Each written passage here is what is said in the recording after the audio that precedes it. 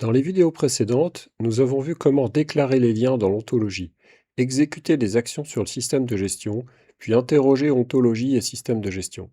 Si vous ne les avez pas visionnés, je vous conseille de le faire avant de continuer. Cette septième vidéo présente comment combiner les fonctionnalités précédentes pour réaliser des inférences. C'est trop bien. La structure d'une inférence est la même que celle d'une interrogation sur plusieurs entités ou liens non composés. On utilise un ensemble. Dans le cas de l'inférence, un ou plusieurs éléments de l'ensemble doivent être identifiables comme étant une interrogation. Un ou plusieurs éléments de l'ensemble doivent être identifiables comme étant une déclaration ou une exécution. L'interrogation est réalisée en premier, le résultat est stocké dans un tableau comme pour n'importe quelle interrogation. L'interpréteur Flynn boucle ensuite sur le tableau de résultats et exécute pour chaque ligne là où les déclarations ou exécutions demandées. L'inférence de cette diapositive est une correction que j'avais dû réaliser suite à la création de liens erronés ayant un nœud lié à 0. L'interrogation consiste à récupérer les ID de tous les liens de relation règles ayant un nœud lié à 0. Notez le suffixe -i pour indiquer à l'interpréteur qu'il s'agit d'une ID à 0 et non d'une forme entière.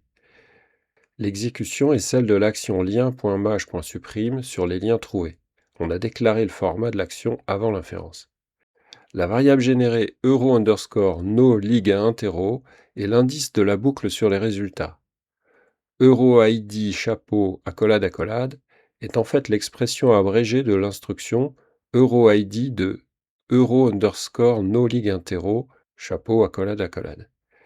Lorsque l'interpréteur Flynn rencontre dans la déclaration l'exécution d'une variable en entrée non indicée alors que c'est une variable tableau en mémoire, il utilise par défaut l'indice euro_no_lig_intero. Donc on n'a en général pas besoin de le préciser. Voici un autre exemple d'inférence purement didactique cette fois. Créer une section pour chaque module ayant des entités et l'afficher.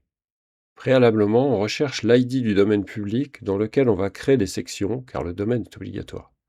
On déclare ensuite les formats des actions maj.cray et af.détail de l'entité section. Vient ensuite l'inférence, qui est composée d'une interrogation et de deux exécutions. L'interrogation est $module $t.entité.étoile :conf qui alimente le tableau euromodule_terminal. Ensuite vient la création d'une section dont le code est le terminal du module. La description de la section est une concaténation pour l'exemple. On récupère l'ID de la section créée dans la variable $IDSEC de euro_no_lig_intero car on en a besoin pour l'afficher. Notez que cette fois, on est obligé de préciser le euro_no_lig_intero car la variable IDSEC est en sortie, pas en entrée. Et pour finir l'inférence, l'exécution de l'affichage de la section euro_IDSEC, sous-entendu de euro_no_lig_intero. Quand on exécute une action af en Flynn, le généré est affiché dans le journal sous la log. Je ne vous fais pas de copie d'écran, vous essaierez par vous-même. La conception d'un nouveau module commence habituellement par la déclaration des entités, de leurs actions et de leurs attributs. Les propriétés des actions et des attributs ne sont pas définies au niveau de l'entité, mais au niveau du module. Relation champ pour les attributs. Pour déclarer automatiquement les liens actions et champs du module, il est pratique d'utiliser les inférences ci-dessus. Pour le développement du module Layla, la gestion d'une base de données musicale, plus d'une centaine d'inférences ont été initiées pour faciliter l'alimentation de l'ontologie. Les trois présentées ici en font partie. La plupart de ces inférences sont réutilisables pour la conception d'autres modules. Dans ces exemples, on imagine qu'on complète les déclarations d'un module nommé nouveau après avoir fait les déclarations au niveau des entités. La première inférence ramène tous les codes actions des entités du module nouveau et les déclare par un lien de relation action au module à l'état conf. La deuxième inférence est semblable, elle déclare en relation champ du module les attributs des entités de nouveau. La troisième inférence est à peine plus compliquée, elle déclare en relation champ du module les relations champ-clé, champ-donné et champ-filtre des actions des entités du module. Remarquons que sur ces trois inférences, la jointure se fait sur la variable mouette $entité qui n'apparaît pas dans les résultats des interrogations. Ceci permet à la directive distincte de ne ramener qu'une fois le terminal d'une action, d'un attribut ou d'un champ dans les résultats de l'interrogation, même si le code action ou cet attribut ou ce champ est utilisé sur plusieurs entités du module. Encore un exemple d'inférence en Flynn, un peu plus long puisqu'il nécessite 2 diapositives. Le contexte est encore celui du module Leila de gestion musicale. Une liste d'artistes a été intégrée dans le système de gestion. Une première inférence avec appel à un LLM a permis d'ajouter dans la base les albums de chacun de ces artistes. Le but de la présente inférence est d'élaborer un fichier en Flynn afin de peupler la table des morceaux pour chaque album de chaque artiste en appelant à un LLM distant. Sur cette diapositive figure la préparation des variables. ID du modèle de LLM dans la p-table LLM modèle, ID du format de réponse dans la p-table LLM format réponse, ID de la clé d'API pour se connecter à l'hébergeur du modèle, prompt système, prompt utilisateur en 3 parties, l'artiste et l'album viendront s'insérer dans le prompt. Et enfin, nom du fichier Flynn à générer, incluant la variable générée euro_timestamp. Après la définition des formats des 2 actions exécute commence l'inférence. La partie interrogation porte sur 3 éléments, l'entité artiste avec l'attribut nom, l'entité album avec l'attribut titre, avec une jointure sur la table des artistes par la condition sur l'attribut ID vocal égale ID de l'artiste, l'entité morceau facultative avec une jointure à gauche ID vocal égale ID de l'album, avec la contrainte que l'ID du morceau est nul. C'est-à-dire qu'on ne sélectionne que les albums qui n'ont pas déjà un morceau dans le système de gestion. La partie déclaration-exécution de l'inférence comporte 2 actions successives, l'appel du LLM par l'action nommée chat et l'appel du convertisseur par l'action nommée convert. Dans Genetrix, un convertisseur est un programme PHP qui assure la transformation de données. Premièrement, on appelle le LLM avec le prompt utilisateur constitué par concaténation du nom de l'artiste, du titre de l'album et des 3 variables euro_pt_user initialisées sur la diapositive précédente, et on récupère en sortie du LLM le généré en format JSON dans la variable $généré. Deuxièmement, on appelle le convertisseur morceau-JSON_to_Flynn avec les arguments idoine pour qu'il transforme le code JSON reçu du LLM en code Flynn. Cette inférence est soumise dans Genetrix exécutée en mode batch, car trop longue pour le mode transactionnel. En mars 2025, elle a tourné avec succès pendant environ 2 heures pour traiter 627 albums, autant de requêtes LLM, et produire un fichier Flynn syntaxiquement correct d'environ 9000 lignes. Cependant, le fichier généré est truffé des hallucinations des LLM testés, GPT-4 Mini et OpenMistral Nemo, donc inutilisable.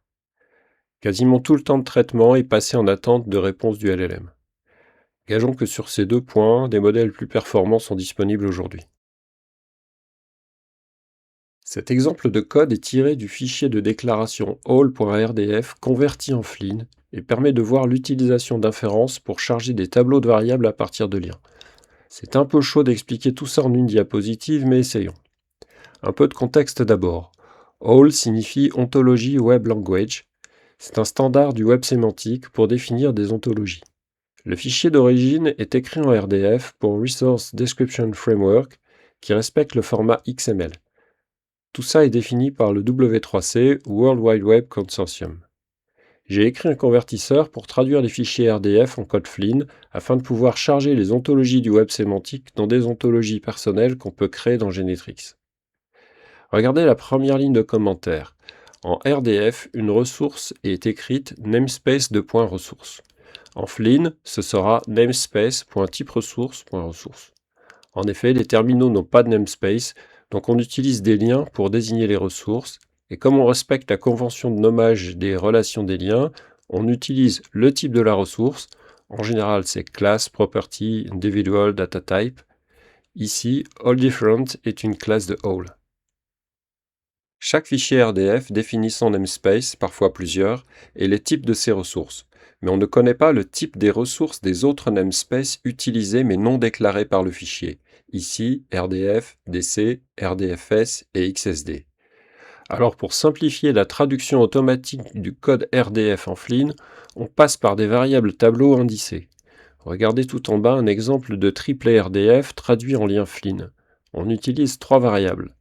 EuroAll de AllDifferent, qui est défini en en-tête du même fichier et contient l'ID du lien all.class.AllDifferent. EuroRDF de type et EuroRDF de classe sont alimentés par les inférences de chargement des variables des autres namespaces, c'est le bloc de 4 lignes au milieu de l'écran. Examinons la première de ces 4 inférences. Elle est composée d'une interrogation qui ramène tous les liens du namespace RDF, c'est $id égale rdf.$type.nom, d'une déclaration $rdf de euronom égale euroid, qui alimente la variable tableau $rdf pour chaque indice euronom avec la variable euroid. Notons pour commencer que c'est une déclaration et pas une interrogation, car la variable de contrôle $getIdDeclare n'a pas été alimentée et qu'elle est à true par défaut. Remarquons ensuite que le type de ressource du lien n'est pas utilisé lors de cette affectation, mais ce n'est pas grave, car par construction, il n'existe qu'un seul lien entre le namespace et la ressource. Donc il n'y a pas de doublon sur $rdf de euronom. Vous pouvez mettre en pause pour regarder. Les possibilités de Flynn et de son interpréteur en termes de moteur d'inférence sont aujourd'hui limitées. Les interrogations ne sont qu'une surcouche de SQL. Ici, j'ai exprimé en Flynn l'exemple simple de moteur d'inférence du site Wikipédia sur la page prologue. Le premier paragraphe est la base de faits, intégrée dans l'ontologie sous forme de lien à l'état fait et portant les relations père et mère. Le deuxième paragraphe est constitué par les règles d'inférence qui permettent de déduire les relations parents et frères ou sœurs à partir des relations père et mère. Le troisième paragraphe est l'interrogation de l'ontologie afin de vérifier si la relation frère ou sœur existe entre Sally et Erika. Il s'agit donc ici de chaînage avant. Les règles ne sont pas stockées dans l'ontologie ou le système de gestion, elles sont appliquées dans l'ordre présenté et pas itérativement. Quelques remarques. On utilise les formes phrases pour stocker les prénoms, guillemets en déclaration, tilde P en interrogation. L'état fait des liens de départ n'est en fait pas utilisé pour la suite, en interrogation. Les liens déduits sont créés à l'état déduit pour les distinguer des précédents. La console de l'interpréteur de Flynn permet de créer durablement les nouveaux liens en base de données si on fait un commit ou de faire un retour arrière en fin de transaction, un rollback, afin de ne pas conserver ces liens dans l'ontologie.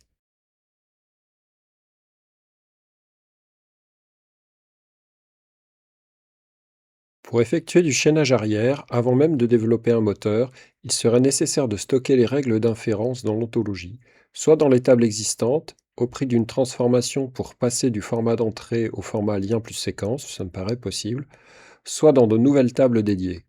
C'est un sujet à défricher et à prioriser. N'hésitez pas à liker cette vidéo, à laisser un commentaire et à partager sur les réseaux sociaux. Vous pouvez aussi essayer les inférences en Flynn par vous-même en vous créant un compte sur le site test.genetrix.com. Rendez-vous sur la 8e vidéo de la série Flynn Discussion.